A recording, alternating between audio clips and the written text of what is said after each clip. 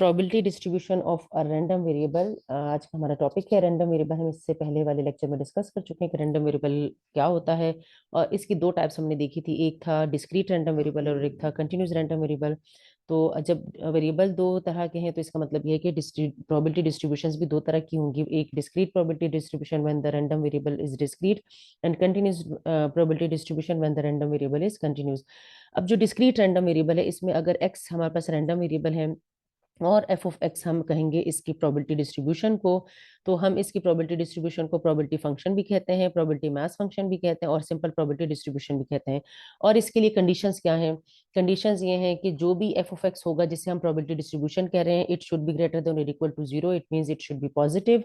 Second condition इसकी क्या है कि sum of all the probabilities at X, यानी कि एक्स पर जब हम एफ ऑफ एक्स की सारी वैल्यूज फाइंड आउट करेंगे तो उसका जो सम है वो इक्वल टू वन आना चाहिए, बिल्कुल ऐसी जैसे सम ऑफ ऑल द प्रोबेबिलिटीज है वो इक्वल टू वन होता है।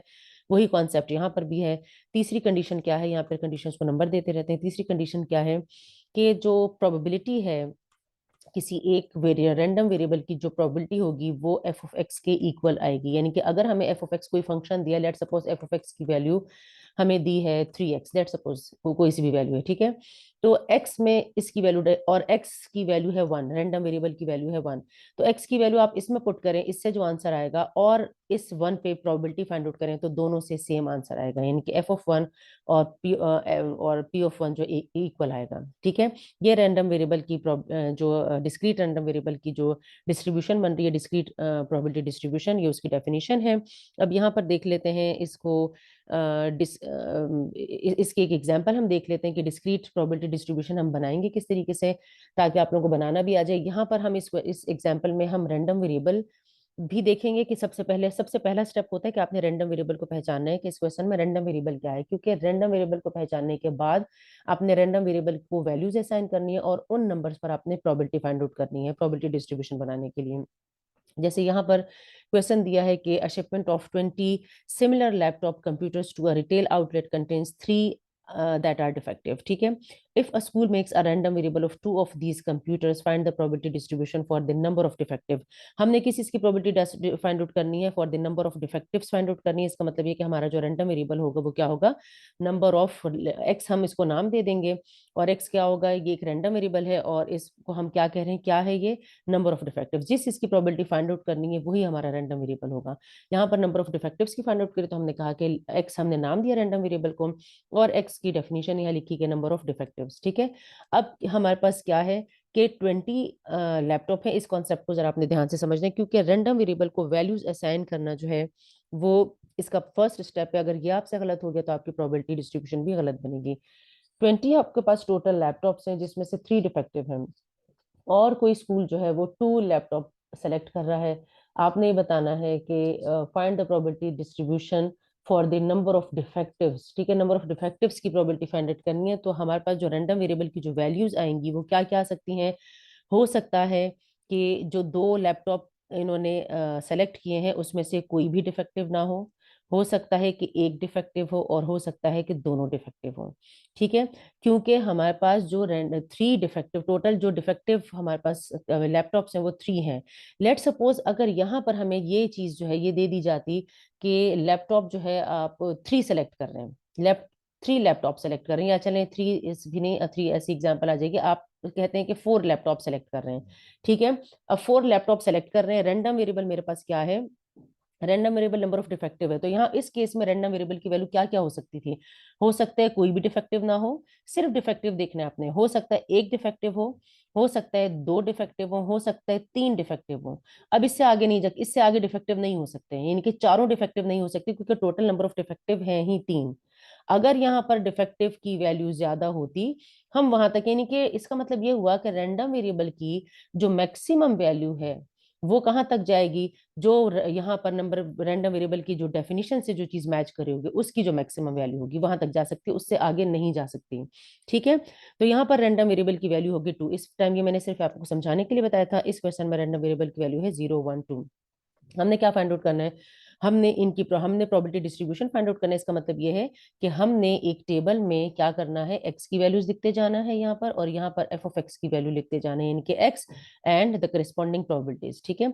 एक्स क्या है? 0 है और दूसरा x है 1 और थर्ड x है 2। ठीक है, ये हमारे पास तीन वैल्यूज है रैंडम वेरिएबल के। पहले जीरो को सेलेक्ट कर लेते हैं, यानी कि हम पहले प्रोबेबिलिटी फाइंड आउट करने किस चीज की, probability when x is equal to zero. ठीक है, इन अदर वर्ड्स हम इसे एफ ऑफ जीरो भी कह सकते हैं, एफ ऑफ जीरो भी कह सकते हैं।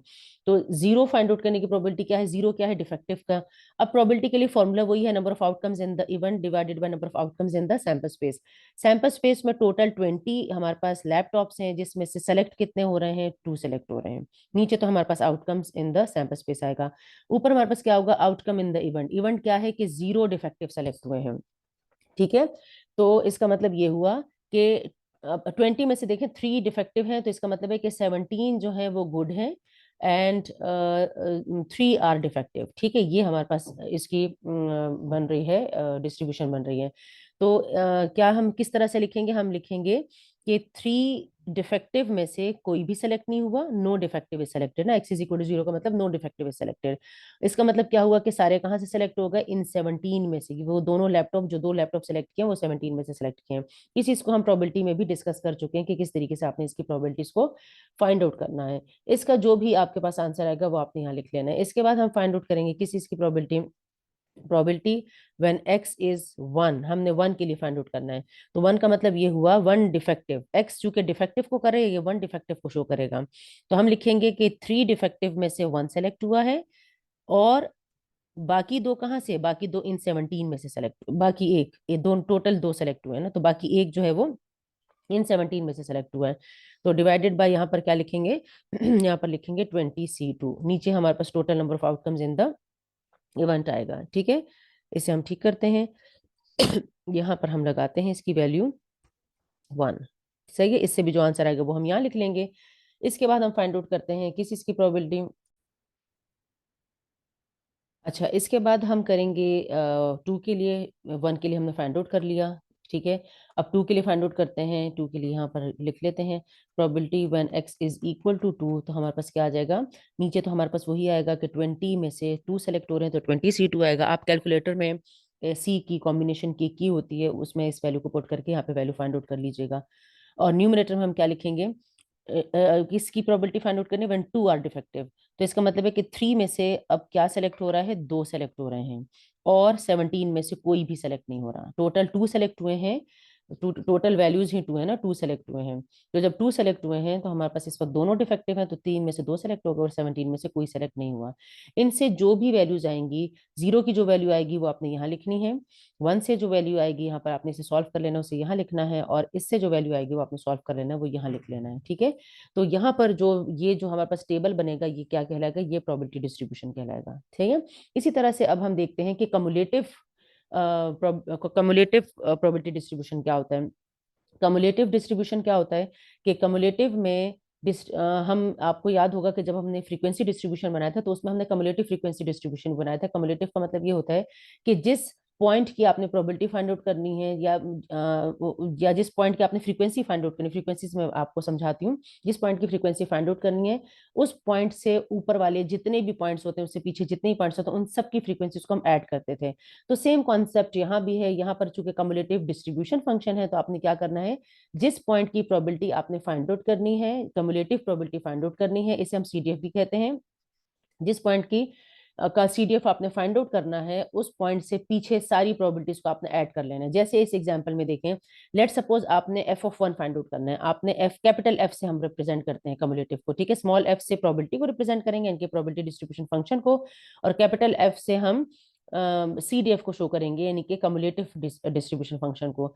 अगर आपने 1 पे कम्युलेटिव फाइंड आउट करना है, तो इसका मतलब ये है कि 1 पे आपके पास जो आंसर आएगा वो, यानी कि F of 1 plus F of 0, ये दोनों आपने ऐड कर लेना है। तो आपके पास क्या आ जाएगा, 1 पे कम्युलेटिव डिस्ट्रीब्यूशन फंक्शन आ जाएगा।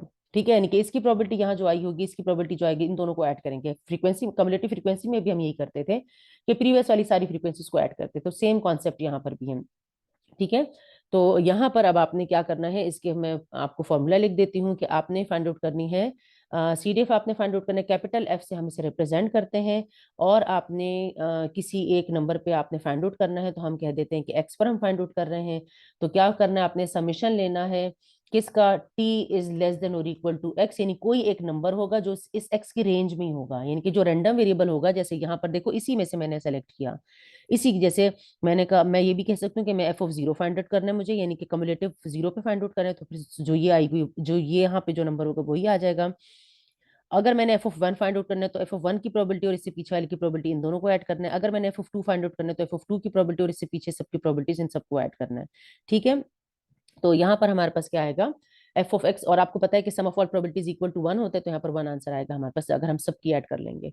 तो यहाँ पर हमारे पास क्या आएगा, f(t) कह देते हैं हम इसे। ठीक है, इनके किसी एक पॉइंट पे आपने, एक पॉइंट तक आपने सब सारी प्रोबेबिलिटीज को ऐड करना है। सही है, और हमारे पास ये हमारे पास हो गई CDF का फॉर्मूला हो गया।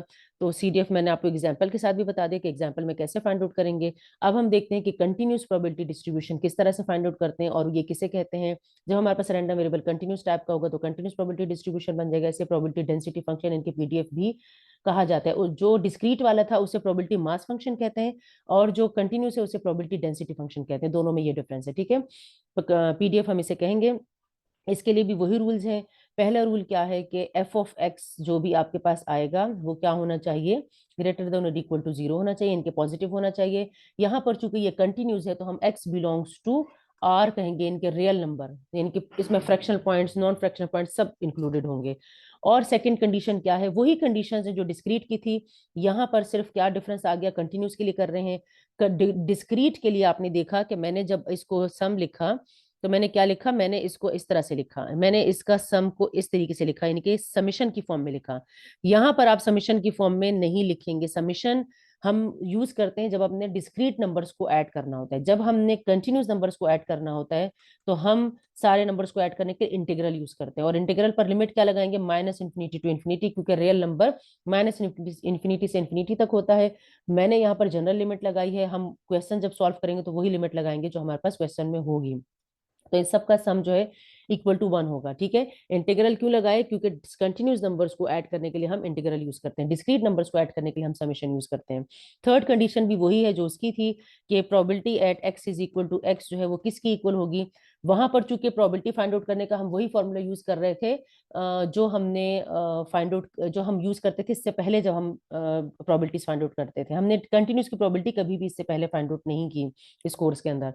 तो हम क्या करेंगे, प्रोबेबिलिटी भी यहाँ पर इंटीग्रल से ही फाइंड आउट की जाती है। ठीक है, इंटीग्रल पे फाइंड आउट की जाती है। किसी एक नंबर पे x पे फाइंड आउट करना है तो आपने क्या करना है कि आपने वही लिमिट लगानी है जो जो आपको दी हुई होगी। जैसे x पर आपने लिमिट, x पर आपने फाइंड आउट करना है तो आपने x के लिए क्या करना है कि इसे इंटीग्रेट करना है, यानी कि जो जो आपको लिमिट दी हुई होगी, जैसे x इज लेस देन और equal to x, let suppose दिया है x इज लेस देन और इक्वल टू x पर प्रोबेबिलिटी फाइंड आउट करनी है तो आपने -∞ से x ले लेना है।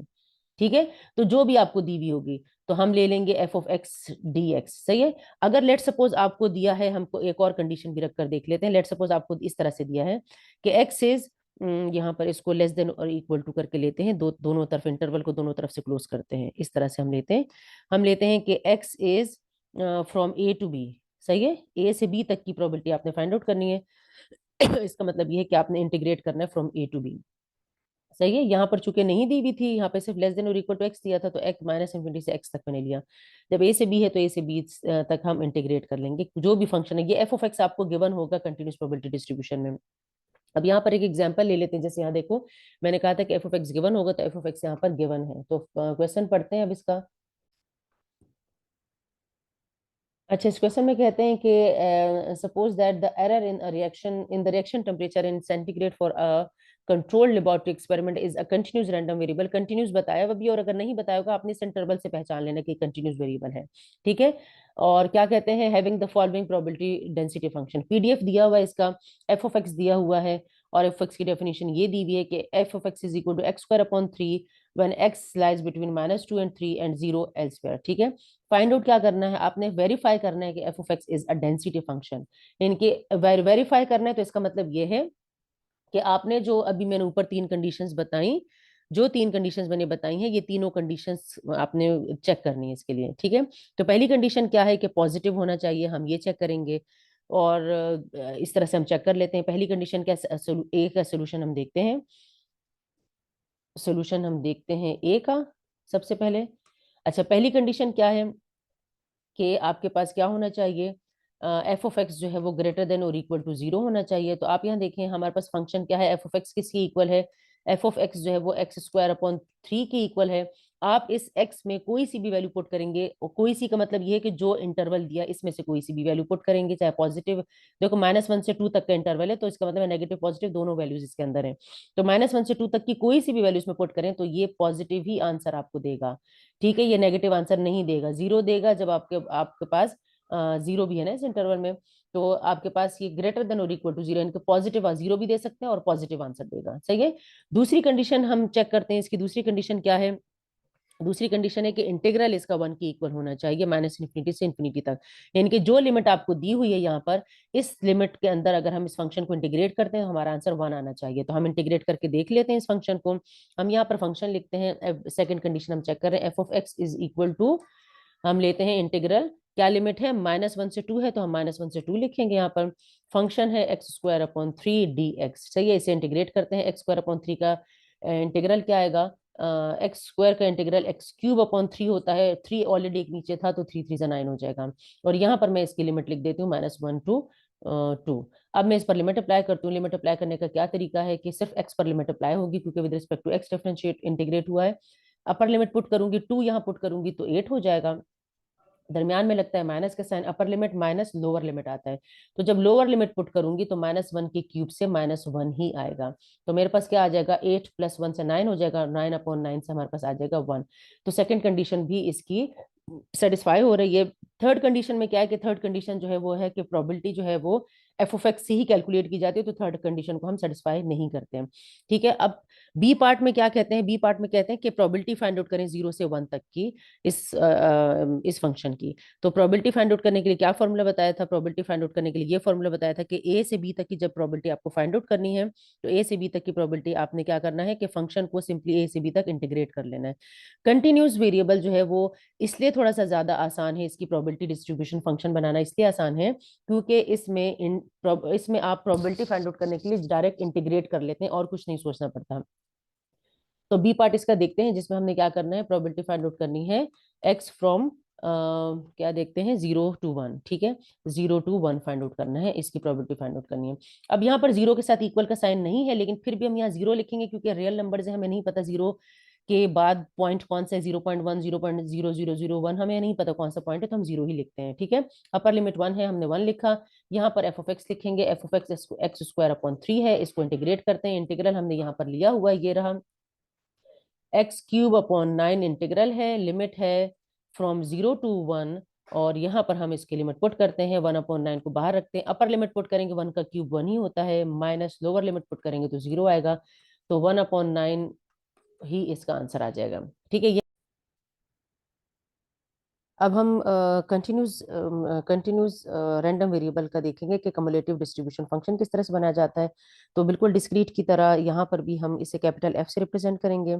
हम लिखेंगे कि कैपिटल एफ जो है वो इसका सीडीएफ है, यानी कि कम्युलेटिव डिस्ट्रीब्यूशन फंक्शन है कंटिन्यूस का। और लिखेंगे इसे किस तरह से, जिस नंबर तक आपने कम्युलेटिव फाइंड आउट करना है वो नंबर हम यहाँ लिख लेंगे। लेट सपोज वो नंबर टी है। ठीक है, तो हम क्या करेंगे कि फंक्शन को, जो भी फंक्शन होगा एफ ऑफ टी, हम उसे यानी कि जो एफ ऑफ एक्स फंक्शन होगा उसे टी की फॉर्म में लिखकर उसे क्या करेंगे, इंटीग्रेट करेंगे। कहाँ से कहाँ तक इंटीग्रेट करेंगे, यहाँ पर हम लिखेंगे लिमिट -∞।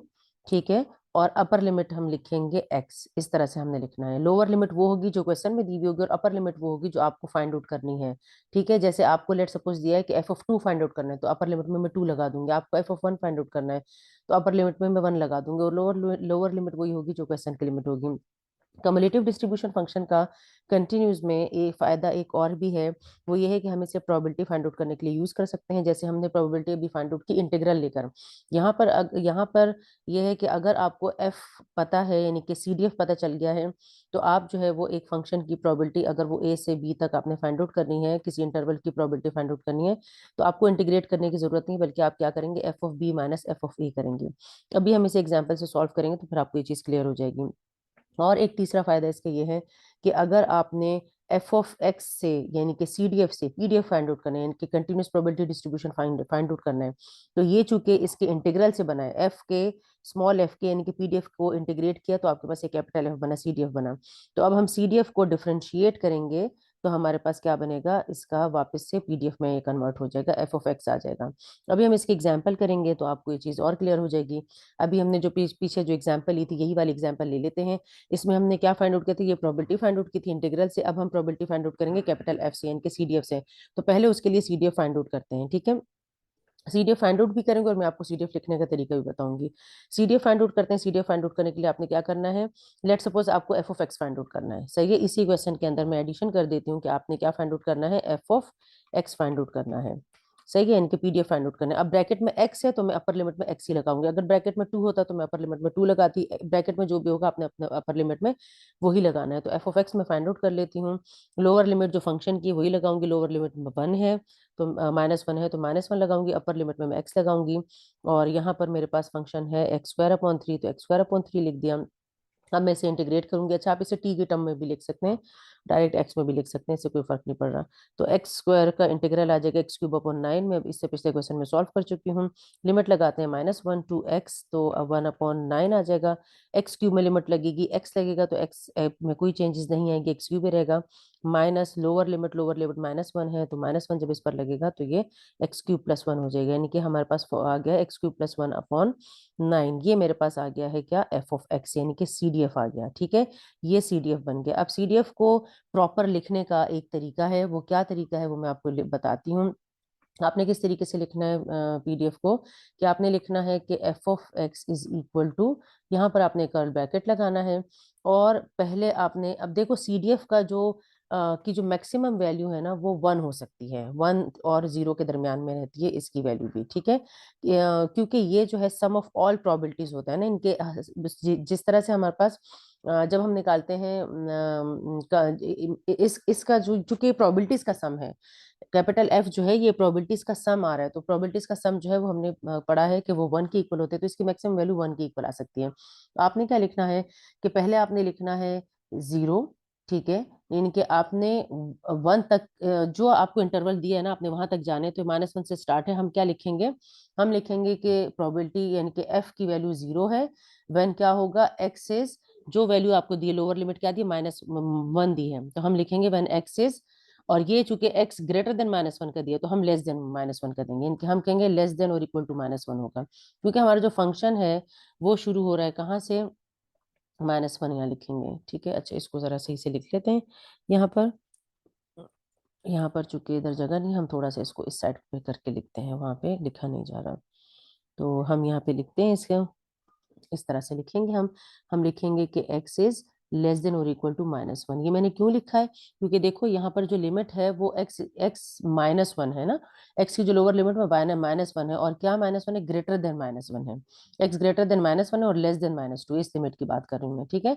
तो ग्रेटर देन -1 के लिए तो हमारे पास डिस्ट्रीब्यूशन की वैल्यू आ रही है, लेकिन जब -1 से जो छोटी वैल्यू, जो -1 से जो मतलब उसके जो लेफ्ट पे वैल्यूज हैं, जो -1 से छोटी वैल्यूज हैं, उस पे चूंकि फंक्शन की कोई वैल्यू ही नहीं है, क्योंकि लिखा हुआ है कि 0 एल्सवेयर, लिखा हुआ है कि अगर इस इंटरवल के अलावा एक्स की कोई वैल्यू होगी तो उसकी वैल्यू 0 आएगी। तो जब एफ ऑफ एक्स 0 होगा तो उसका पीडीएफ 0 है तो उसका सीडीएफ भी 0 होगा। तो हम इसे लिखेंगे 0 when x is less than और इक्वल टू 1, और दरमियान में लिखेंगे ये वाला जो इंटरवल है इसकी जो वैल्यू आई है वो लिखेंगे, क्या है, -1 to 2 है, यानी कि हम लिखेंगे कि when x is between -1 and 2, इस तरह से, ये जैसे लिखा हुआ है, जैसे इंटरवल की लिखी हुई है, या इक्वल नहीं है तो आप इक्वल ना लगाएं, अगर इक्वल की वैल्यू नहीं है तो आप नहीं लगाएं, ठीक है। जैसे यहाँ पर ये नहीं दी हुई क्वेश्चन में, तो हम यहाँ लिखेंगे when x is between -1 and 2, when x is between -1 and 2, इस तरह से। तो क्या वैल्यू हमारे पास, ये वैल्यू आई है एक्स क्यूब प्लस 9 आई है, यानी कि एक्स क्यूब प्लस 1/9, ये वैल्यू आई है, ठीक है। इस तरीके से लिखेंगे, यहाँ पर लगाएंगे ब्रैकेट। अच्छा, तीसरी वैल्यू क्या लिखेंगे, तीसरी वैल्यू आपने लिखनी है कि 1 when x is greater than और इक्वल टू 2। ग्रेटर देन और इक्वल टू का मतलब ये है कि इसकी अपर लिमिट 2 है, चाहे 2 आए या 2 से बड़ी भी वैल्यूज हो जाएंगी तो आपके पास एफ ऑफ एक्स की वैल्यू 1 ही रहेगी, क्योंकि जो सीडीएफ है वो हमेशा ग्रेट मैक्सिमम उसकी वैल्यू जो आती है वो 1 की इक्वल आती है, इससे ज्यादा वैल्यूज नहीं आती। तो आपने क्या करना है, जो इंटरवल आपको क्वेश्चन में दिया हुआ होगा यहाँ पर, उसके लिए आपने वो फंक्शन लिख देना है जिससे जो आंसर आया है, ठीक है, उसकी लोअर लिमिट से जो पहले की वैल्यूज़ है मतलब छोटी वैल्यूज़ है उसको लिखना है तो यहाँ 0 लिखना है और अपर लिमिट से जो बड़ी वैल्यूज़ है उसके लिए आपने 1 लिखना है। ये लिखने का तरीका है सीडीएफ का। अब हम इसके जो दूसरी जो कंडीशन है, जो दूसरी जो इसका फ़ॉर्मूला है इसको भी सैटिस्फाई कर लेते हैं, इसको भी चेक कर लेते हैं। इनकी हम प्रोबेबिलिटी फाइंड आउट करके देखते हैं। आपने देखा था कि जब हमने इस फंक्शन की इस पार्ट की जब प्रोबेबिलिटी फाइंड आउट की थी तो हमारे पास आंसर 1/9 आया था। ठीक है? एफ ऑफ एक्स का आंसर हमारे पास 1/9 आया था, प्रोबेबिलिटी 1/9 आई थी। तो हम क्या करेंगे यहाँ पर इसकी प्रोबेबिलिटी किससे फाइंड आउट करेंगे? इस फॉर्मूले से फाइंड आउट करेंगे। ठीक है? इनके F of B minus F of A से फाइंड आउट करेंगे। तो F of B minus F of A से हमारे पास क्या फॉर्मूला आएगा? यहाँ पर लिखते हैं। एफ ऑफ हमने प्रोबेबिलिटी कौन सी फाइंड आउट करनी है? प्रोबेबिलिटी पहले लिखते हैं। प्रोबेबिलिटी मुझे फाइंड आउट करनी है 0 से लेकर 1 तक की प्रोबेबिलिटी फाइंड आउट करनी है तो मैं क्या करूंगी? F of 1 minus F of 0 करूंगी। ठीक है? F of B minus F of A, ये बी हो जाएगा और ये ए हो जाएगा। सही है? तो एफ ऑफ 1 का मतलब ये है कि जो कैपिटल एफ यानी कि सीडीएफ आपने फाइंड आउट किया है वो क्या है? एक्स क्यूब प्लस 1/9 है। तो एक्स क्यूब में 1 लगाएं तो आपके पास आ जाएगा 2/9। तो हम यहाँ लिखते हैं 2/9, माइनस का साइन लगता है और 0 पुट करते हैं। अब यहाँ पे जब 0 पुट करेंगे तो 1/9 आ जाएगा। तो यहाँ हम लिखेंगे 1/9, तो हमारे पास वैल्यू आ जाएगी 1/9। ठीक है? ये हमारे पास एफ आ गया। अब हम ये भी थर्ड फार्मूला भी देख लेते हैं, इसको भी देख लेते हैं कि इसको कैसे यूज करना है। थर्ड फार्मूला में क्या है कि अगर सीडीएफ का आप डेरिवेटिव ले लेंगे विद रिस्पेक्ट टू एक्स तो उससे पीडीएफ फंक्शन बन जाएगा। पीडीएफ फंक्शन कौन सा है? ये वाला फंक्शन हमारा पीडीएफ है। ठीक है? तो हम देखते हैं, इससे डिफ्रेंशिएट करके देखते हैं और देखते हैं हमारे पास वापस ये बनता है या नहीं बनता। तो हम देखते हैं, डेरिवेटिव लेते हैं। किसका डेरिवेटिव लेंगे? एक्स क्यूब प्लस 1/9 का डेरिवेटिव लेते हैं। इसका डेरिवेटिव आ जाएगा 3x² अपॉन 9। 1 का डेरिवेटिव 0 हो जाएगा। इस तरह से अगर आप लिखना चाहें तो लिख लें और फिर 3 और 9 कैंसिल हो जाएंगे तो हमारे पास x² अपॉन 3 रह जाएगा। तो देखिए हमारे पास फंक्शन जो है वो x² अपॉन 3 ही था। तो पीडीएफ को मैंने सीडीएफ को मैंने डिफ्रेंशिएट किया तो हमारे पास इससे आ गया पीडीएफ। तो ये हमारा आज का लेक्चर था। नेक्स्ट लेक्चर में हम डिस्क्रीट की कुछ बायनोमियल और पॉइसन डिस्ट्रीब्यूशन देखेंगे कि वो किस तरह से हम उसको कंस्ट्रक्ट करते हैं।